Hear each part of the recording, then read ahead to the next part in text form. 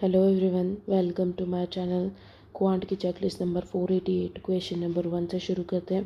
Question number 1 दे रखा है train A which is 140 metres long can cross a platform which is 100 metres long in 10 seconds. Ratio of speed of train A to B is 5:3. Find the length of train B if it can cross a pole in 20 seconds. तो सबसे पहले train ए जो है वो 140 metres की है और 100 metres के प्लेटफॉर्म को क्रॉस करेगी, यानी कि टोटल डिस्टेंस क्रॉस करेगी 240 को क्रॉस करने में इसको 10 सेकेंड्स लग रहे हैं। तो डिवाइडेड बाय 10, तो ये आ जाएगा 24 इसकी स्पीड, ए की स्पीड 24 है। Then the speed of train A to B is 5:3। तो अगर 5 की वैल्यू 24 है तो 3 की वैल्यू, ये स्पीड आ गई बी की। आगे दे रखा है लेंथ ऑफ बी कितनी होगी F it can cross in 10 seconds. तो ये स्पीड है, ये टाइम दे रखा है, तो लेंथ आ जाएगी, डिस्टेंस होता है लेंथ, तो इंटू 10 कर देंगे, ये आ जाएगा, इससे कट जाएगा 2 टाइम्स और 2 को 24 से करेंगे तो ये आ जाएगी 48 मल्टीप्लाई बाय 3, तो ये आ जाएगा 4144। फिर क्वेश्चन नंबर 2। Question number 2 दे रखा Amitabh working alone can complete a work in 8 days. Vikrant takes 12.5% more time than Amitabh to complete the same work. Vikrant started, तो अमिताभ एंड विक्रांत, अमिताभ को 8 days लग रहे हैं, विक्रांत को 12.5% मोर। 12.5% 1/8 होता है, तो 8 पे 1 मोर यानी कि 9 लग रहे हैं। दोनों का एलसीएम ले लेंगे, 72 एलसीएम 9 टाइम्स और 8 टाइम्स, ये दोनों की एफिशिएंसी आ गई। Vikrant started work alone after 2 days joined by Amitabh, तो 2 days के बाद में अमिताभ ज्वाइन करेगा, तो विक्रांत 8 इंटू 2 days तक वर्क करेगा, तो 16 वर्क कर लिया। कितना वर्क बच गया? 56 वर्क बच गया। देन अमिताभ ने इसको ज्वाइन किया, together till the completion of work, ये साथ में काम करते हैं। तो इन दोनों की एफिशिएंसी 8 16 17 की एफिशिएंसी से कितने दिनों तक काम करेंगे कि 56 वर्क कंप्लीट कर ले। How many more days the whole work get completed, तो 56 बाय 17 51 आता है 3 टाइम्स, तो 3 टाइम्स 51 5 और 17। Question number 3। The present age of Abhimanyu is 2 years less than the present age of Chandan. Ratio of Chandan's age 5 years ago to the Abhimanyu's age 3 years. Hence 5:7. Find the present age of Abhimanyu. तो अभिमन्यु और चंदन, Abhimanyu 2 years less than चंदन। अगर चंदन x है तो Abhimanyu 2 years less है, यानी कि x-2। Then दे रखा है चंदन्स एज 5 years एगो, तो चंदन -5 एंड अभिमन्यूज एज 3 years हैंस, तो 3 years हैंस प्लस 3 5:7 दे रखा है, 5:7 तो लिख लेंगे x-5 बाय, ये हो जाएगा माइनस का 2 और प्लस का 3, x + 1 = 5:7। इसको सॉल्व कर लेते हैं। 7x - 35x = 5x + 5, तो ये 5 इधर चला, इस 35 को इधर ले आओ, तो यह आ जाएगा 40 = 5x, इधर जाएगा तो 2x, x की वैल्यू 20 आ जाएगी। प्रेजेंट एज ऑफ अभिमन्यु 20 - 2, तो ये आ जाएगी 18। Question number 4। The sum of the 4 consecutive even numbers is equals to 76. What is the difference between the squares of a second largest number and smallest number? तो 4 consecutive even number, अगर first number A है तो a+2 second number होगा, a+4 third number होगा, a+6 fourth number होगा, इनका सम दे रखा है 76। तो इनका सम कर लेंगे, 4a + 10 और 11 12 = 76।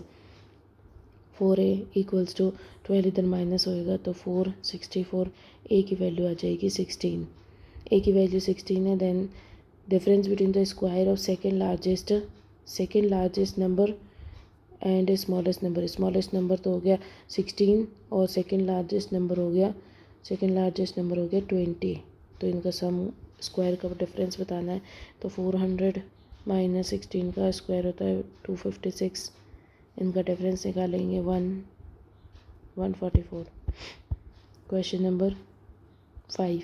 A boat can cover a distance of 66 kilometers downstream in 11 hours. To cover the same distance upstream, the boat takes 11 hours longer. What is the speed of boat in the still water? तो 66 kilometres down stream यानी कि v plus S, इसको लग रहे 11 hours, तो ये से कटेगा 6 टाइम्स, तो v प्लस एस की वैल्यू आ जाएगी 6. देन दे रखा है to cover the same distance 66 distance in upstream v minus S, to boat takes 11 hours longer, तो 11 पहले लग रहे थे, 11 और 22 हो गए, इसको इससे कट करेंगे 3 टाइम्स, तो v minus S equals to 3. What is the speed of boat in still, यानी कि v की वैल्यू बतानी है. अगर v की वैल्यू बतानी है तो क्या करेंगे, इनका सम बाय डिवाइडेड बाई 2, तो सम होता है इनका 9/2, तो ये आ जाएगा 4.5 v की वैल्यू. अगर इसी तरीके से s की वैल्यू पूछी होती तो -/2 कर देते हैं. नेक्स्ट पे चलते हैं. नेक्स्ट आ जाता है 6. The Pranjal takes a loan of a certain amount from a bank, 20% annual simple interest for 2 years, and lend it to Suman at 20% compound interest for 2 years. If he earns 1600 rupees in this process, then what is the borrowed amount by Pranjal? तो दे रखा है जो प्रांजल है उसने एक तरफ तो 20% 2 years के लिए इसने किसी से लोन लिया है, बैंक से लोन लिया है, तो 20% 2 ईयर्स के लिए उसको देना होगा 40%. ठीक है. नेक्स्ट दे रखा है कि सेम अमाउंट इसने सुमन को दे दिया 20% 2 ईयर्स के लिए कंपाउंड इंटरेस्ट, तो कंपाउंडिंग होएगी 1/5 होता है 20%, तो 5 की 6 हो जाएगी, 5 की 6 हो जाएगी 2 ईयर्स के अंदर, तो 25 से 36 हो गया, 11 का डिफरेंस है, तो 11/25 और 100 पे, तो ये कितना आ रहा है, ये 44% आ रहा है. इसने आगे क्या दे रहेगा, आगे दे रहेगा if you earn 1600 in process, तो इसने कितना अर्न किया, इसने 4% अर्न किया, तो 4% की वैल्यू 1600 है, तो अमाउंट बताना है तो इंटू 100 कर देंगे, तो ये कटेगा 400 0 तो 40,000 आंसर है. Question number 7. Rohit speaks truth in 66.66% cases. Rahul speaks truth in 33.33% cases. Find a probability that they will say the same thing while describing the situation. तो सबसे पहला केस है रोहित का और सेकंड केस है राहुल का. तो ट्रुथ और लाई, या तो झूठ बोलेगा या सच बोलेगा. तो रोहित के केस में ये 2/3 66.66 2/3 होता है, तो 2/3 टाइम्स ये सच बोलेगा, तो 1/3 टाइम्स ये झूठ बोलेगा. देन राहुल के केस में 33.33% यानी कि 1/3 केसेस में ये सच बोल रहा है, तो 1/3 केसेस में सच है, तो 2/3 केसेस में झूठ बोलेगा. तो दोनों ही अगर सच बोले तो कितना हो जाएगा, ऐड कर ले, मल्टीप्लाई करना पड़ेगा इसको, तो 9 और ये हो जाएगा 2/9. और अगर इस केस में दोनों ही केसेस में अगर दोनों झूठ बोलते हैं तो क्या हो जाएगा 9 और 2, तो ये हो गया इतना. अब बोल रहा है कि प्रोबेबिलिटी बताइए that they will say same thing. अगर दोनों जने ही सच बोलते हैं तो 2/9, और दोनों जने ही झूठ बोलते हैं तो भी 2/9, तो इसका एलसीएम ले लेंगे 9, और ये आ जाएगा 2 + 2 4, तो ये अपना आंसर आ जाएगा. Question number 8. Arun's salary is first increased by 25%, decreased by 10%. The result is same as the Bhaskar's salary increased by 20%, then reduced by 25%. Find the ratio of Arun salary to the Bhaskar salary. तो सबसे पहले अरुण जो है उसकी salary जो है वो 25% से इंक्रीज़ होती है. 25 मतलब 1/4, तो 4 पे 1 हो जाती है, एंड डिक्रीज बाय 10%, 1/10 है, तो ये 9/10 हो गई, which is equals to Bhaskar salary increase 20%, 1/5, तो 5 पे 1 का इंक्रीज 6 हो गई, एंड रिड्यूस्ड बाय 25%, तो 1/4 4 पे रिड्यूस होकर के 3 हो गई. अब इसको सॉल्व कर लेंगे अपन, तो ये 3 से ये कट जाएगा 3 टाइम्स, ये 4 से 4 कट जाएगा, ये इससे कटेगा 2 टाइम्स, तो इसको ये इससे कटेगा 2 टाइम्स, तो ये हो जाएगा अरुण बाय भास्कर, 2 ऊपर चला जाएगा तो ये आ जाएगा 4, और ये इधर कुछ नहीं है तो 5 आ जाएगा, तो 4/5 अपना आंसर आ जाएगा. Question number 9. If the height of cylinder is doubled, the radius is reduced by 50%, then what is the percentage change in the volume. तो वॉल्यूम क्या होता है सिलेंडर का, वॉल्यूम होता है πr²h. तो सबसे पहले जो हाइट थी, मान लो वो हाइट x थी, एंड रेडियस मान लो हाइट जो थी वो हाइट सिलेंडर की डबल हो जाती है, तो 2x होगी सेकेंड टाइम में, and radius is reduced bye 20%, तो 2y मान लो, और रेडियस 50% से डिक्रीज़ हो गई तो सिर्फ y रह गई। ये दोनों केसेस दे रखे, तो इसमें वैल्यू पुट करके देख लो। तो पाई तो दोनों ही केसेस में कट जाएगा, यहाँ पे पाई आर स्क्वायर एच और यहाँ पे पाई आर स्क्वायर एच। और इसने बोला परसेंटेज चेंज बताना है, तो इसका तो कोई मतलब नहीं है, ये तो सेम ही रहेगा। आर स्क्वायर यहाँ पे आ जाएगा 4y square into H, x हो गया। और इधर देख लेंगे, इधर आ जाएगा y स्क्वायर 2x, ये आ गया। अब इसमें अपन सॉल्व कर लेते हैं, तो ये क्या है 4xy स्क्वायर और यह है 2xy स्क्वायर। तो परसेंटेज चेंज कितना हुआ है, यहाँ पे कितना हो रहा है 2 का डिक्रीज़ हुआ है। तो 2 का डिक्रीज़ किस पे हुआ है 4 पे हुआ है, और कितना हुआ है, कितना परसेंटेज हुआ है ये, तो ये हो गया 50%। 50% का डिक्रीज़ हुआ है। Question number 10th, what is the interest will be earned on the sum of 20,000 rupees after 2 years at 30% per annum interest compounding after every 8 months? तो क्या दे रखा है, अगर 2 ईयर्स दे रखे तो 2 ईयर्स के अंदर कितने मंथ्स होते हैं 24 मंथ्स होते हैं, और इसने बोला है सिर्फ 8 मंथ्स का निकालो। तो 24 मंथ्स होते हैं, 8 मंथ्स का निकालना है, यानी कि अपन को 3 बार इसकी कंपाउंडिंग करनी है। ठीक है, आगे रेट दे रहे कि 30% पर एनम। तो 30% अगर 1 साल के अंदर लगती है, 12 महीने के अंदर 30% लगती है, तो अपन को निकालनी है 8 मंथ्स के अंदर अपन कितनी लगाएंगे। तो इसको कट कर लेते हैं, 3 की टेबल से 4 टाइम्स, 4 से कटेगा 2 टाइम्स, तो अपन को 20% रेट लेनी है। और प्रिंसिपल अपने पास में है ही। अब निकालो what is the interest on, तो निकाल लेते हैं अपन इंटरेस्ट कितना होगा। तो 20% 3 बार कंपाउंडिंग करनी, 20% 1/5 होता है, 5 to 6, 5 to 6, 5 to 6 कितना हो गया 125 से 216। उनका डिफरेंस कितना आ रहा है 75, 85 और 91 का डिफरेंस आ रहा है इनके बीच में।